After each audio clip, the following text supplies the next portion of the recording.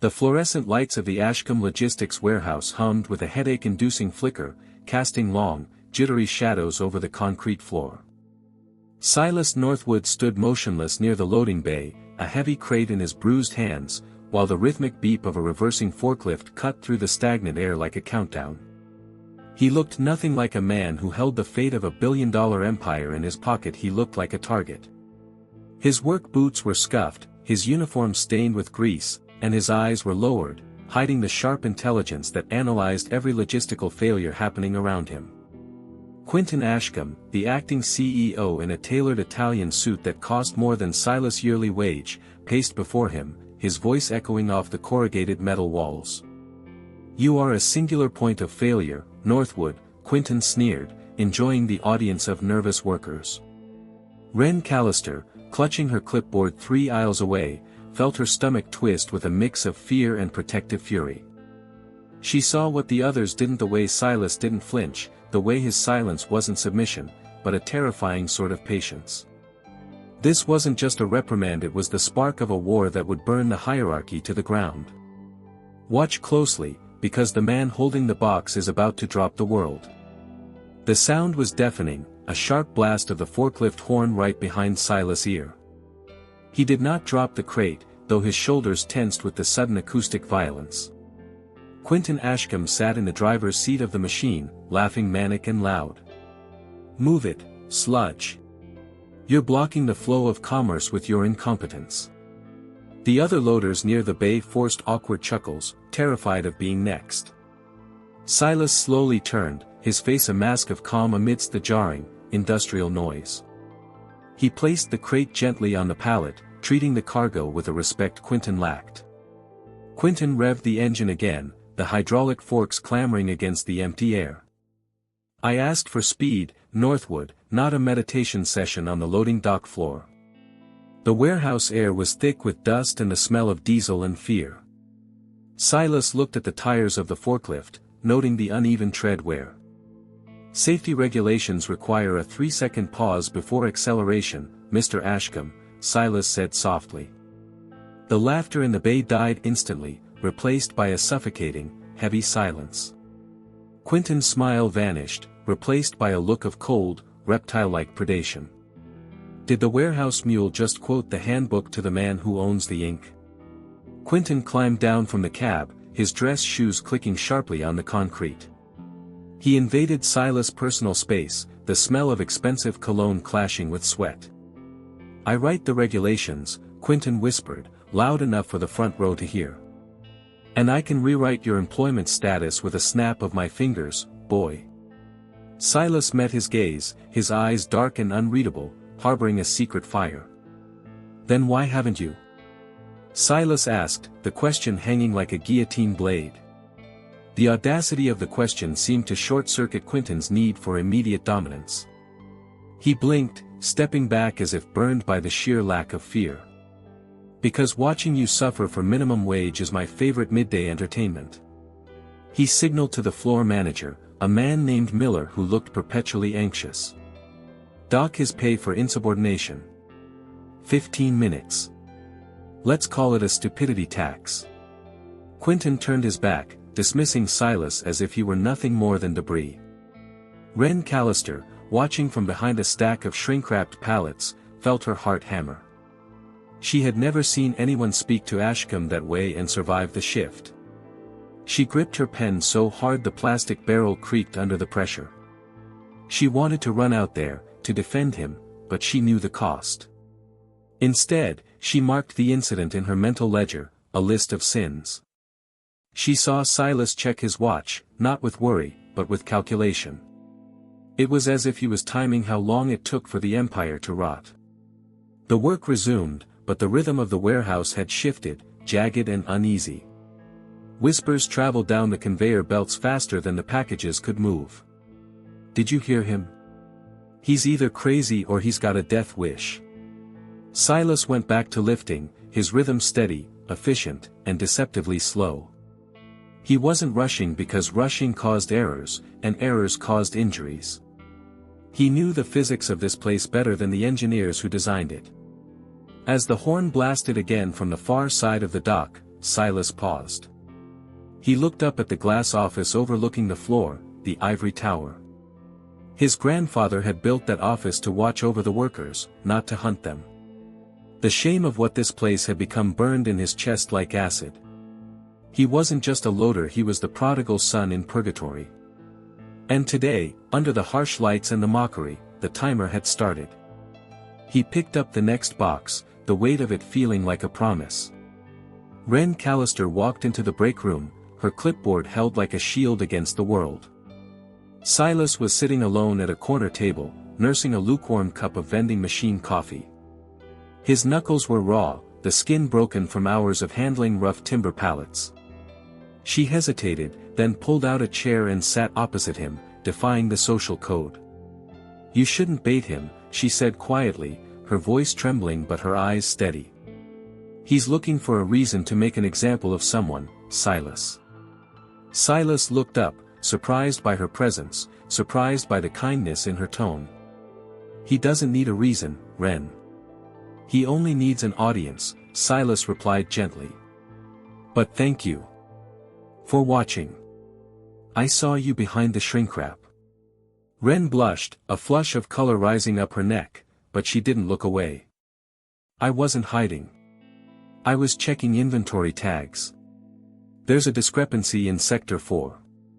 Sector 4 has been leaking inventory for months," Silas murmured, almost to himself.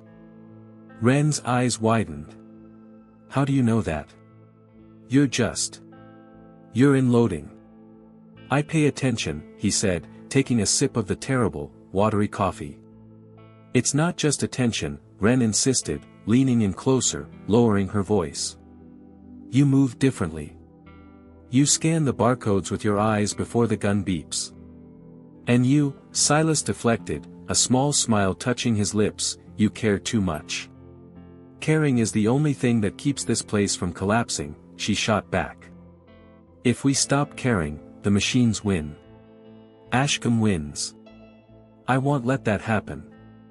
Silas studied her face, seeing the fierce integrity burning behind her glasses.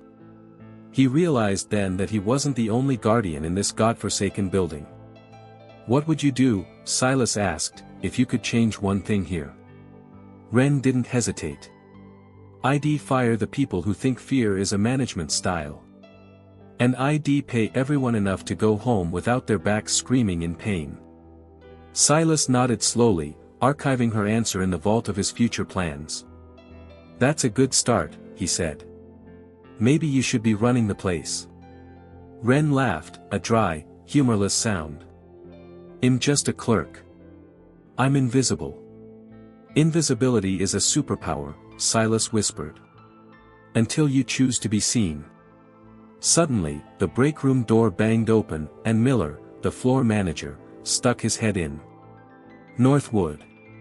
Break's over. Ashcombe wants the South Bay cleared by noon. And Callister, stop fraternizing with the grunts. Get those reports to my desk." Miller sneered at them, a petty tyrant borrowing power from a bigger monster. Wren stood up quickly, smoothing her vest, the moment of connection shattered. "Be careful, Silas," she whispered as she passed him. "Please."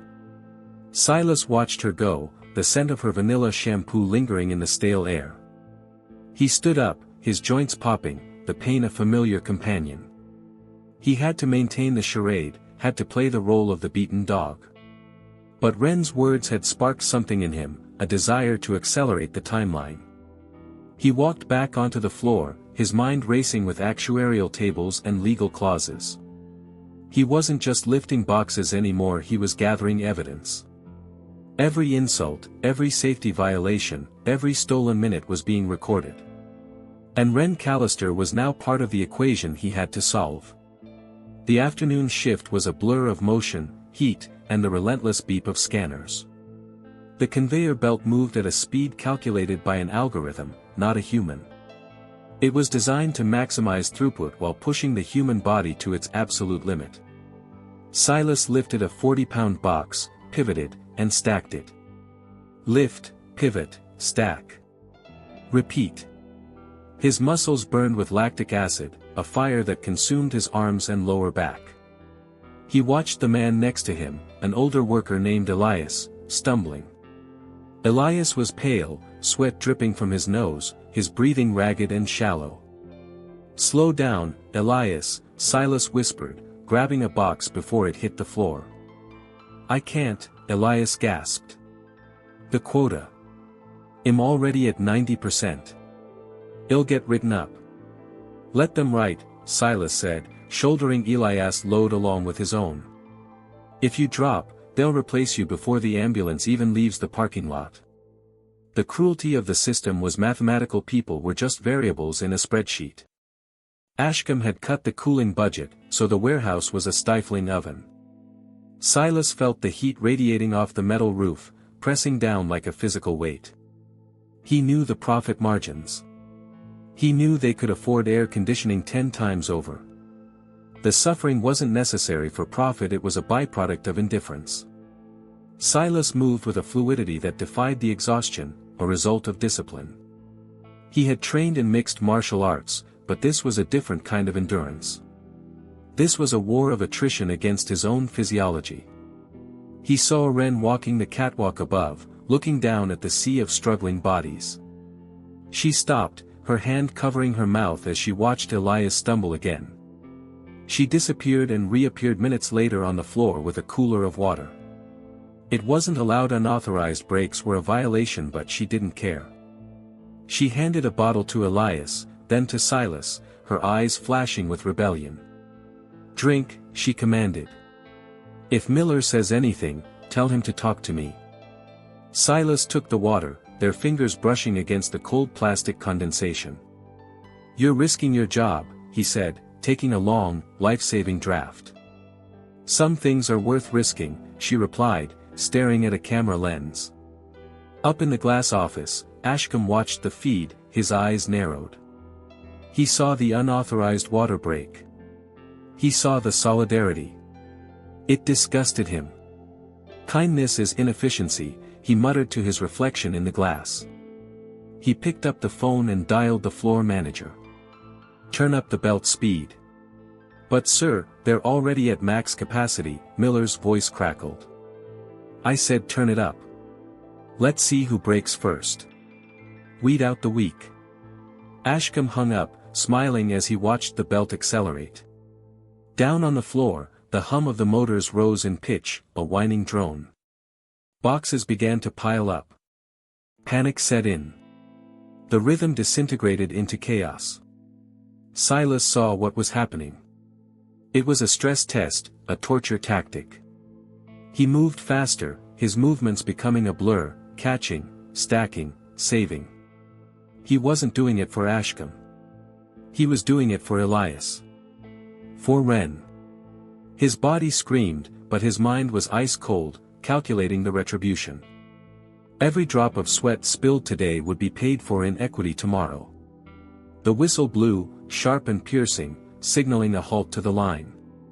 Silence crashed down on the warehouse, heavy and ominous. "Gather round." Ashcombe's voice boomed over the PA system. "Everyone to the center." The workers shuffled inward, heads down, expecting a mass firing. Silas wiped his brow with his sleeve, standing at the back, watchful. Ashcombe stood on a stack of pallets like a king on a wooden throne. "We have a bottleneck," Ashcombe announced, pointing a manicured finger at Silas. "Northwood here thinks he can dictate the pace of my operations." The crowd parted, leaving Silas isolated in a circle of empty concrete. "Come here, Northwood," Ashcombe beckoned. "Let's have a little demonstration." Silas walked forward, his gait slow, deliberate, unthreatening yet solid. "You think you're smart? You think you're tough?" Ashcombe sneered. "I think I'm doing my job, sir," Silas replied, his voice neutral. "Let's see. A race. You versus the automated sorter arm. Man versus machine." It was a rigged game. The sorter arm was the fastest piece of tech in the building.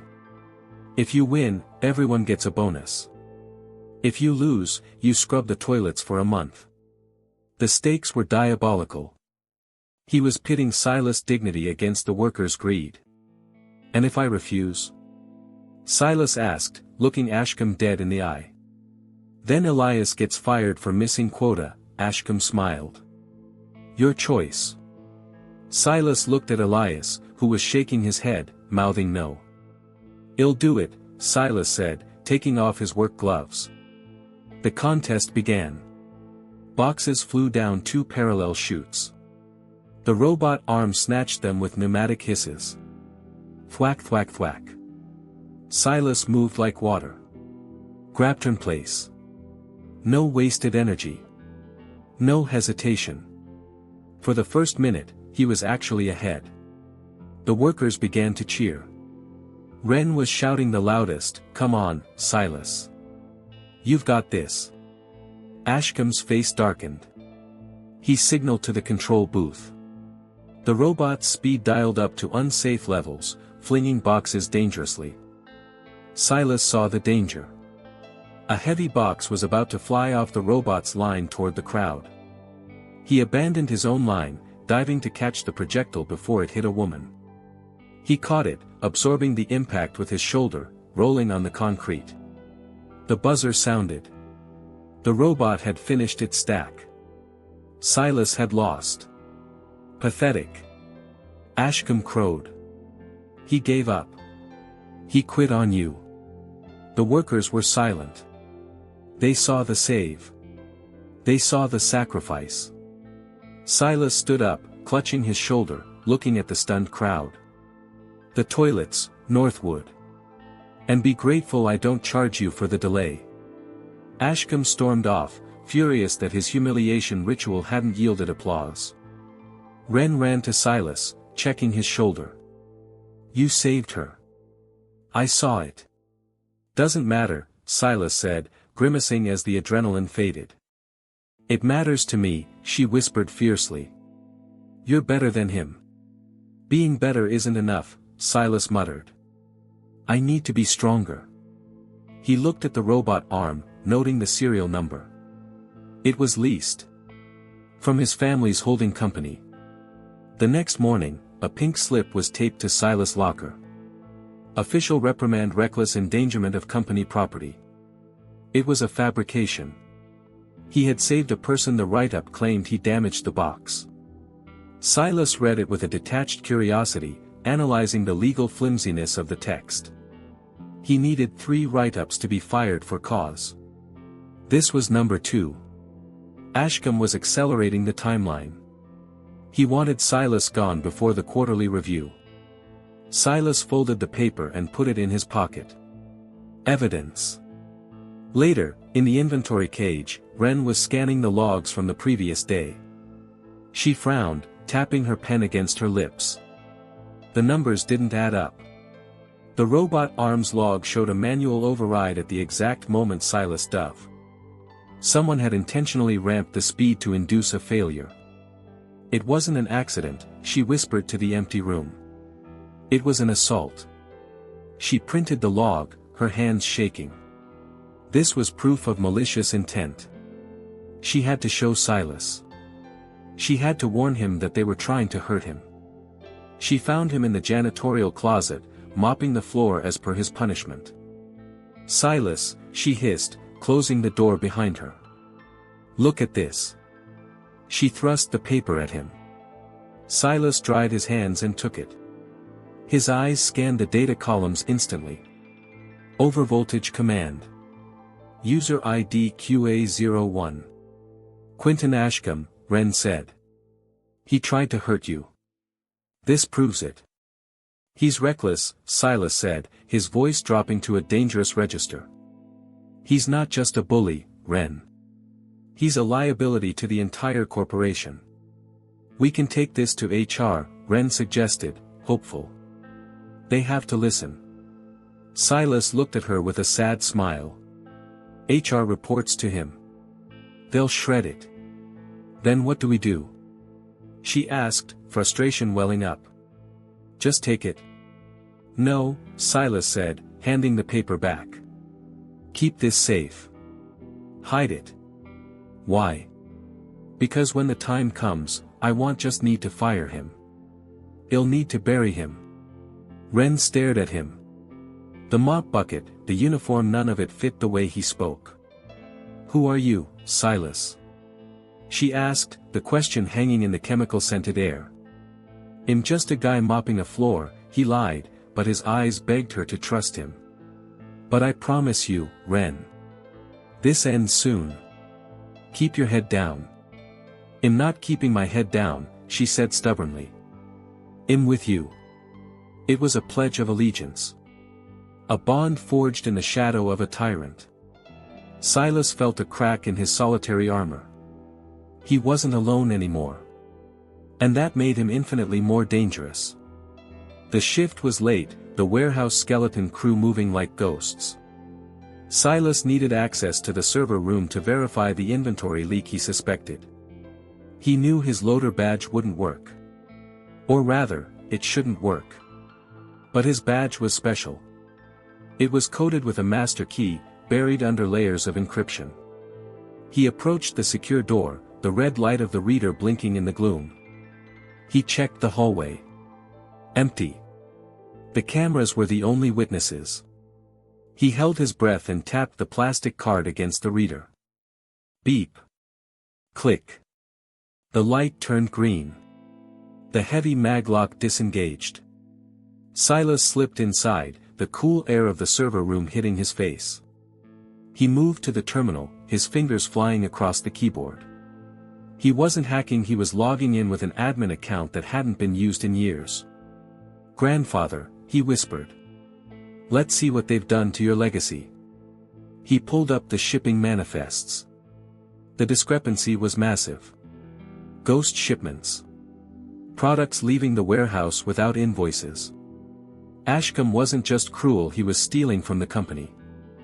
He was stripping the assets to line his own pockets before the stock tanked. Silas downloaded the files to a microdrive he kept in his boot. He had the smoking gun. Now he just needed the moment to pull the trigger. He heard a noise outside. Footsteps. The distinctive click of heels. Ren. He froze. If she saw him here, she'd think he was the thief.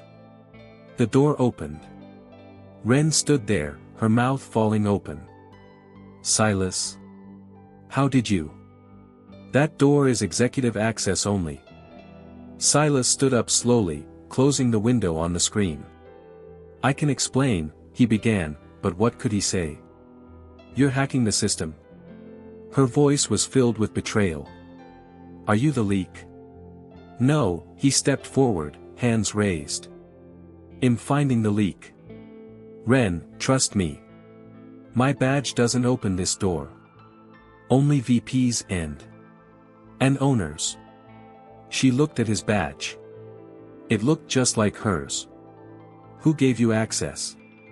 She demanded, stepping back. I've always had it, he confessed, a half-truth. I'm investigating Ashcombe. He's skimming millions. Ren looked at the screen, then at him. She was an inventory clerk, she knew numbers. Show me, she challenged. He reopened the file. She scanned it, her eyes widening. Oh my God. He's creating phantom returns and shipping them to a shell company. Exactly, Silas said. I'm gathering the evidence to stop him. But if they catch you here, you'll go to jail. They won't catch me, Silas said. Because you're going to be my lookout. It was a huge ask. To make her an accomplice. Ren looked at the door, then at Silas. She took a deep breath. Hurry up, she said, turning her back to him to watch the hall. You have 2 minutes. Lunch breaks were usually segregated, management in the cafe, workers in the lot. But today, rain lashed the tin roof, forcing everyone inside the cramped break area. Silas sat on a crate in the corner, eating a sandwich head made at 4 a.m. Ren threaded through the crowd, ignoring the glares of the supervisors. She sat beside him, their shoulders touching, a warm point of contact in a cold room. Did you get everything you needed? She whispered, staring straight ahead. Enough to build a coffin, Silas murmured. But I need the final nail. What's the final nail? The authorization signature. He has to sign off on the quarterly report. If he signs it with the fake numbers, it's fraud, Wren realized. Federal fraud, Silas corrected. Prison time. Asset forfeiture. They ate in silence for a moment, the intimacy of the conspiracy binding them. Wren reached into her bag and pulled out a chocolate bar. She broke it in half and slid a piece onto his knee. You need the calories, she said. You look like you're fading. I'm fine, Silas lied. He was exhausted. The double life was draining him. He looked at the security camera in the corner, its red eye glowing. They're watching, he warned. Ashcombe checks the tapes. Let him watch, Wren said, taking a bite of chocolate. Let him see that he can't control who we talk to. Who we? She trailed off, the word love hanging unsaid but felt in the air. Silas turned to look at her.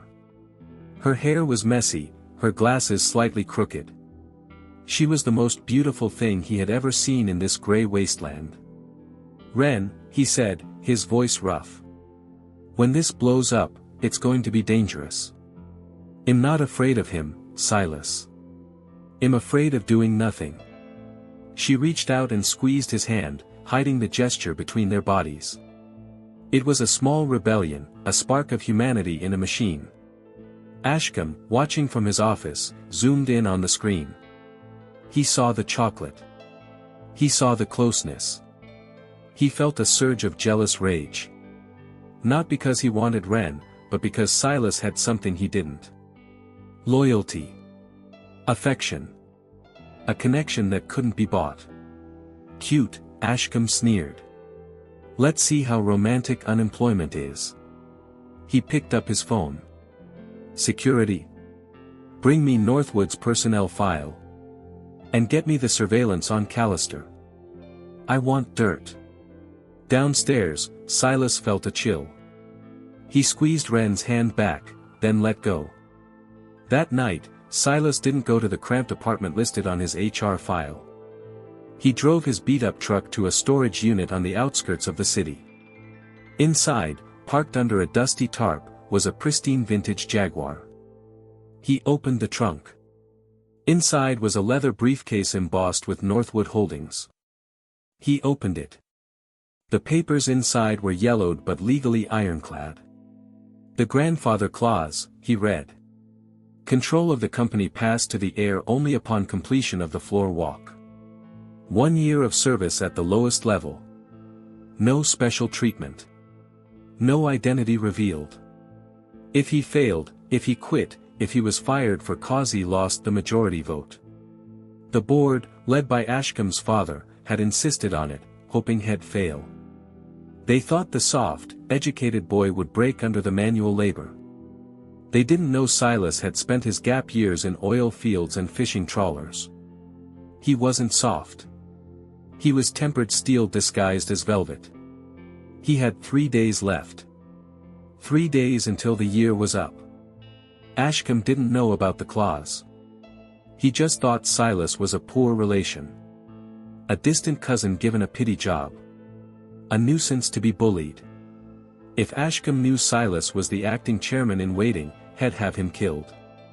Silas ran his finger over the signature line on the trust document. His grandfather's signature. Strong, sweeping, honorable. He missed the old man. He missed the days when the company meant something. I'm almost there, Silas whispered to the ghosts in the storage unit. He changed out of his work clothes into a suit that had hung there for a year. He looked in the mirror. The bruise on his cheek clashed with the silk tie. For a moment, he was Silas Northwood, heir to the empire. But the transformation was premature. He stripped the suit off. He put the grease-stained uniform back on. The armor of the underdog. He had to survive 3 more shifts. And Ashcombe was planning something big for the town hall meeting. Silas closed the briefcase and locked the unit. As he walked back to his truck, his phone buzzed. Unknown number. They know you accessed the server, a distorted voice said. Who is this? Silas demanded. A friend. Get out now. They're planting evidence in your locker. The line went dead. Silas stared at the phone. The game had shifted from chess to a knife fight in the dark. Silas arrived at the warehouse an hour early, bypassing the locker room. He found Ren in the inventory cage, surrounded by mountains of paperwork. Don't go to your locker, he whispered urgent and low. Ren jumped. Jesus, Silas. You scared me. Why? Tip-off. They planted something. Drugs, maybe. Or stolen goods. Ren's face paled. They're trying to frame you for a felony. If I get arrested, I get fired. If I get fired. He stopped. If you get fired, what? Ren pressed. Tell me the truth. Silas looked at the door, then at her. He decided to trust her fully. If I get fired before Friday, I lose my inheritance. I lose the company. Ren stared at him, the pieces clicking into place. You're the owner. You're in Northwood. Not yet. In the air. But I have to earn it. It's a test. Ren let out a breathless laugh. Like a fairy tale. The prince in rags. It's not a fairy tale, Ren. It's a nightmare. And I dragged you into it. He stepped closer, the tension between them changing frequency. I'm sorry, he said. I should have kept my distance. I'm glad you didn't, she said, stepping into his space. I don't care about the money or the title. I care about the man who saved Elias. She reached up and touched the bruise on his cheek. We're going to beat him, she said. Together. They stood there, surrounded by brown cardboard and dust, and it felt like a sanctuary. Silas leaned down, his forehead resting against hers. When this is over, he whispered, I'm taking you to dinner. A real dinner. I'd settle for a coffee that doesn't taste like battery acid, she smiled. The moment was broken by the sound of dogs barking outside. Security sweep, Silas said, pulling away. They brought the K9s. They never bring dogs, Ren said. They really want you gone. My locker, Silas said. I need to get whatever it is out. No time, Ren said. They're coming in the front. I have to intercept them, Silas said. No, Ren grabbed a box cutter. We swapped the lockers. What? Switch the name tags. Put your name on the empty one. Put maintenance on yours. It was brilliant. Simple. High school tactics against corporate malice. They ran to the locker room, adrenaline fueling their movements. The dog stopped at the locker marked Northwood. Ashcombe stood there, arms crossed, a smug grin plastered on his face. Open it, he commanded the security chief. The guard cut the lock. The door swung open. Empty. Just a spare pair of boots and a jacket. Ashcombe's smile faltered. Check the lining. Check the boots. The guard shook everything out. Nothing. Clean. Silas stood by the door, watching, his face impassive. Looking for something, sir? He asked, his voice dripping with polite mockery. Ashcombe spun around, his face turning a blotchy red. You moved it, he hissed. You knew. Moved what, Mr. Ashcombe? My personal belongings. Don't play games with me. Ashcombe shouted, losing control. Search him. Search his person. The guards hesitated. A body search without cause was a lawsuit waiting to happen. Do it. Ashcombe screamed. Two guards approached Silas. He raised his arms, compliant. They patted him down. Pockets, waistband, boots. Clean, sir, the guard said. Ashcombe looked like he was about to stroke out. He put it somewhere. Check the outgoing shipments. Bay 4. They marched to Bay 4. There, sitting on a pallet, was a box labeled for export. Open that one, Ashcombe pointed. The guard ripped it open. Inside were high-end electronics. Stolen. Aha! Ashcombe triumphed. Caught you. You were shipping it out. That's not my pallet, Silas said calmly. It's your zone. Your signature is on the manifest. Ashcombe waved a paper. Silas looked at the paper. It was a forgery, and a bad one. That's not my signature, Silas said. It's close enough for the police, Ashcombe smirked.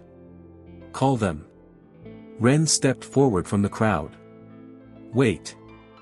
I scanned that pallet in, she said, holding up her scanner. The user log shows it was logged by IDQA01. Silence.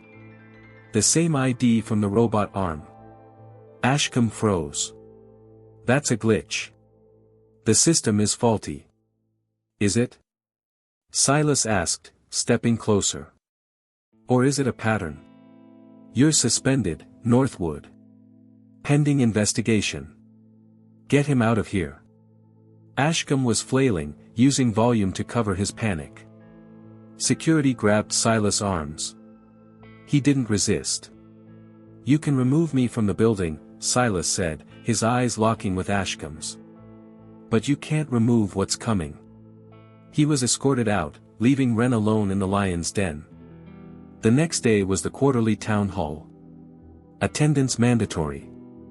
Ashcombe stood on the stage, a giant screen behind him displaying rising profits. The profits were fake, pumped up by the ghost shipments.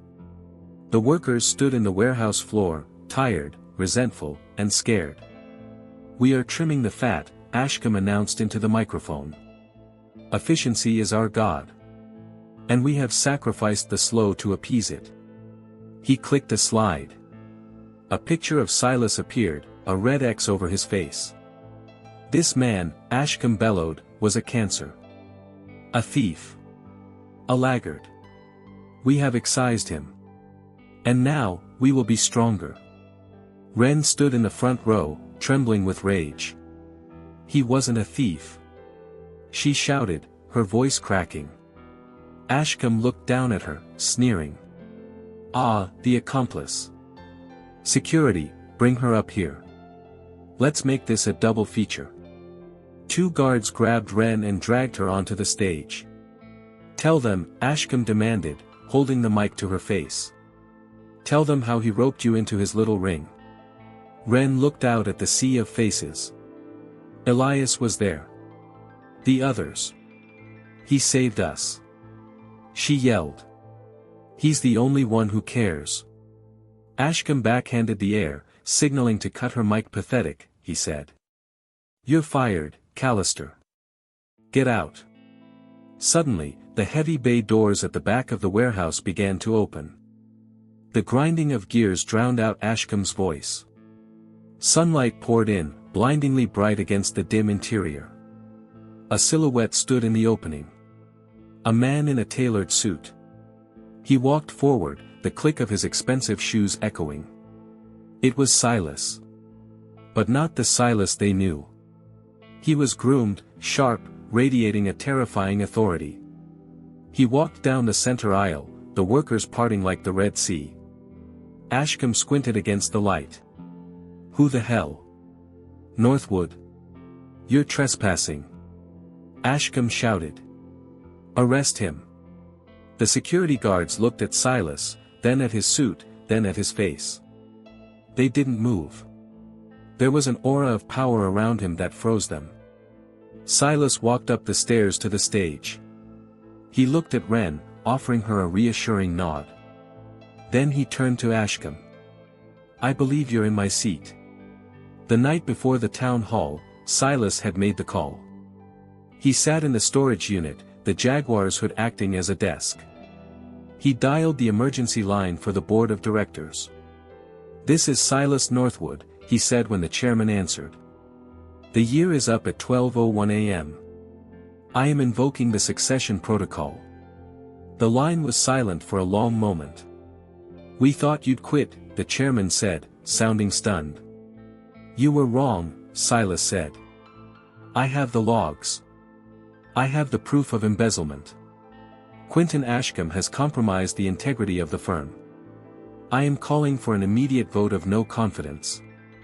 "You can't do that without the signature," the chairman argued.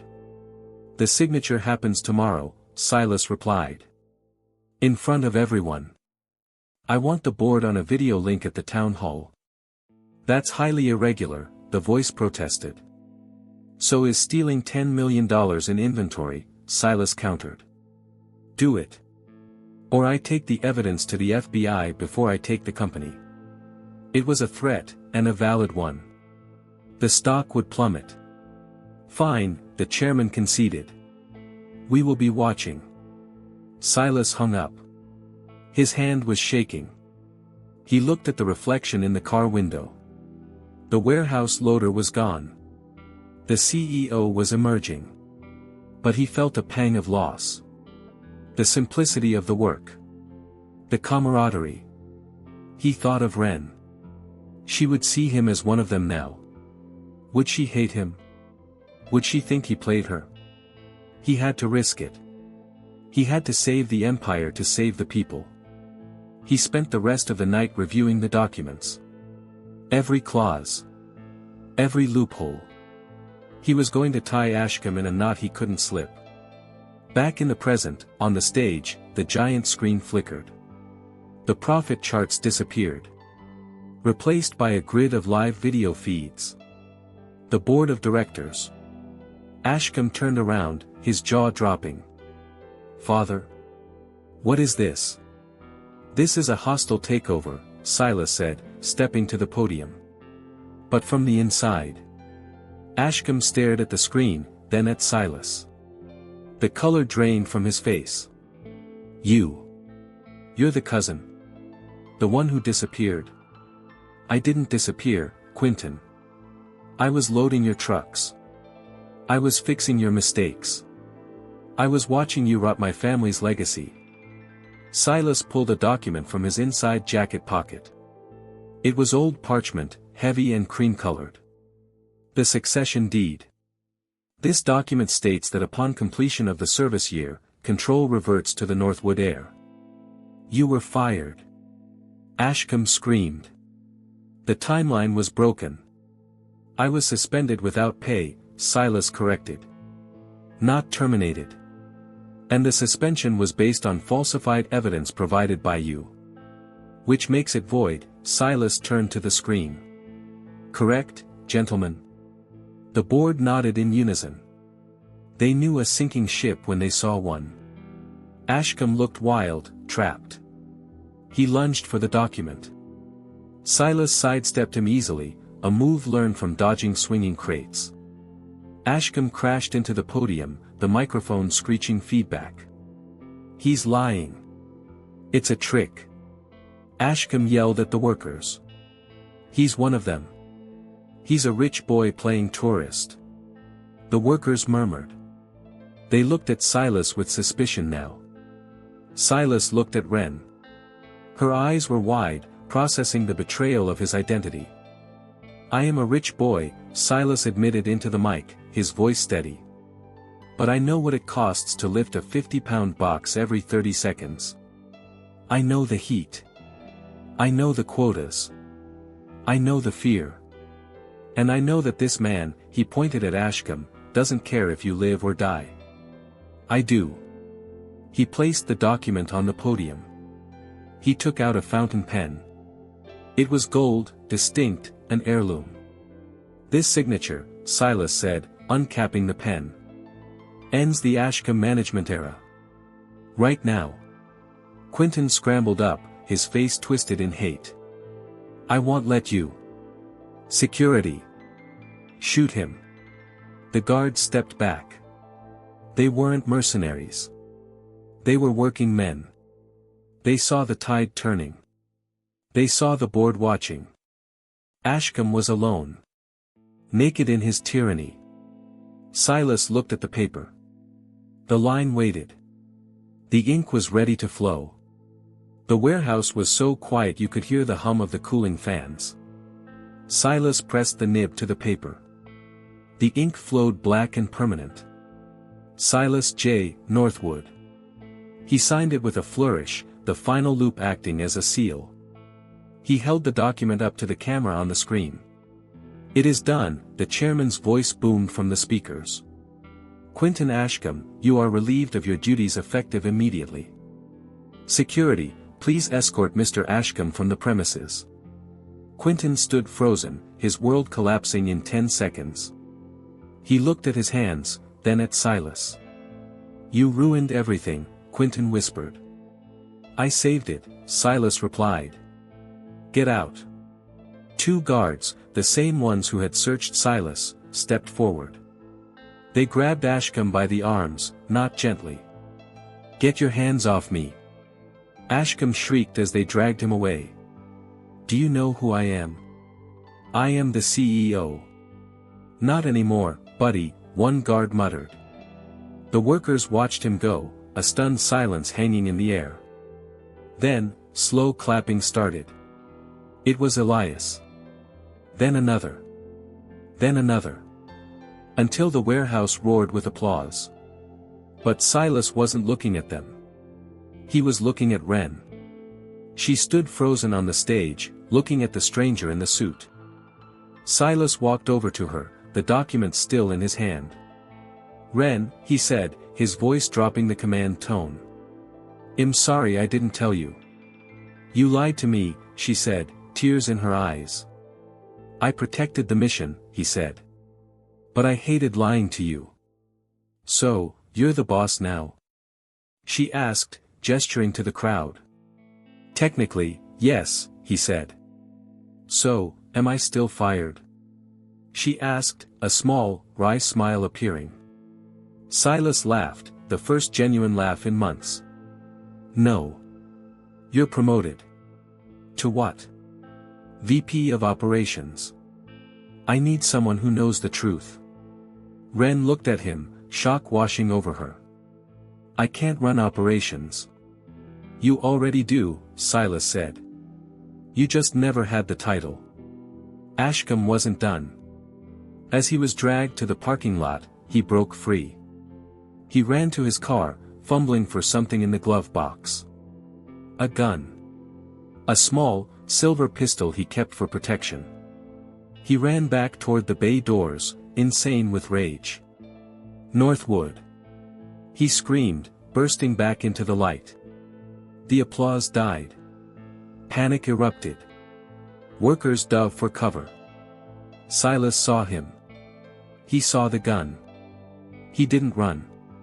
He stepped in front of Wren, shielding her body with his. "Put it down, Quentin!" Silas shouted. "It's over." "It's not over until you're dead." Quentin raised the weapon. His hand was shaking violently. He was a coward trying to be a killer. "You stole my life." Quentin sobbed. "You threw it away," Silas said, walking slowly down the stairs. "Stay back." Quentin warned, backing up. "Look around you, Quentin," Silas said, gesturing to the workers. "You're outnumbered. You're outmatched. And you're alone." Quentin looked at the faces of the people he had tormented. Anger, pity, disgust. He realized there was no way out. No golden parachute this time. The siren of police cars wailed in the distance. The board had called them. Quentin lowered the gun, defeated by the sheer weight of reality. "I just wanted them to work harder," he mumbled. "You wanted them to break," Silas said, reaching him. He gently took the gun from Quentin's limp hand. Silas engaged the safety and handed it to a guard. Quentin collapsed to his knees, weeping. It was a pathetic end to a reign of terror. Silas looked back at the stage. Wren was safe. He let out a breath he felt had been holding for a year. The police rushed in, handcuffing Quinton. As they led him away, Silas felt a hand on his shoulder. It was Elias. "Good catch, boss," the old man said. "Boss," Silas repeated. It sounded different now. It sounded like responsibility. 6 months later. The warehouse hummed, but the sound was different. New cooling systems kept the air crisp. The conveyor belts moved at a human pace. Music played softly over the PA system. Silas sat in a glass office, but the door was propped open. He wasn't wearing a tie. He was wearing a polo shirt with the company logo. Wren walked in, holding a tablet. She looked radiant, confident. "Efficiency is up 12%, she reported. And employee retention is at an all-time high." "See?" Silas smiled. "Treat people like people, and they work." "Who knew?" Wren teased, sitting on the edge of his desk. "Are you ready for the board meeting? Do I have to wear the suit?" Silas groaned. "Yes, Mr. CEO. You have to look the part." Silas stood up and walked to the window overlooking the floor. He saw the team working. No fear in their eyes. He saw the forklift driver stop to let a pedestrian pass. It was a small kingdom, but it was a happy one. He turned back to Wren. "I'm not the CEO today," he said, taking her hand. "Oh. Who are you?" "I'm just the guy who's taking the VP of operations to dinner." "A real dinner?" she asked. "Tablecloths and everything." They walked out of the office, hand in hand. Down the stairs, onto the floor. The workers waved as they passed. Silas Northwood had signed the paper, but Wren Callister had saved his soul. Together, they had rewritten the rules. And the empire they built was made of something stronger than steel. It was made of respect. The warehouse didn't just change owners, it changed its heart. Silas and Wren proved that power isn't about how hard you can squeeze, but how much you can lift together. Justice wasn't just served, it was installed like new machinery, humming with the quiet rhythm of dignity. If you believe that the people who build the world deserve to own a piece of it, hit that subscribe button. Join our community of storytellers who know that the best heroes wear work boots, not capes. Like this video if you've ever had a boss like Ashcombe. Comment "I'm watching" if you saw the twist coming.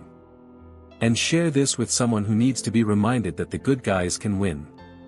Don't forget to binge watch our Undercover Boss playlist for more hidden identity justice, and turn on notifications so you never miss the next revolution. The story isn't over, it's just beginning.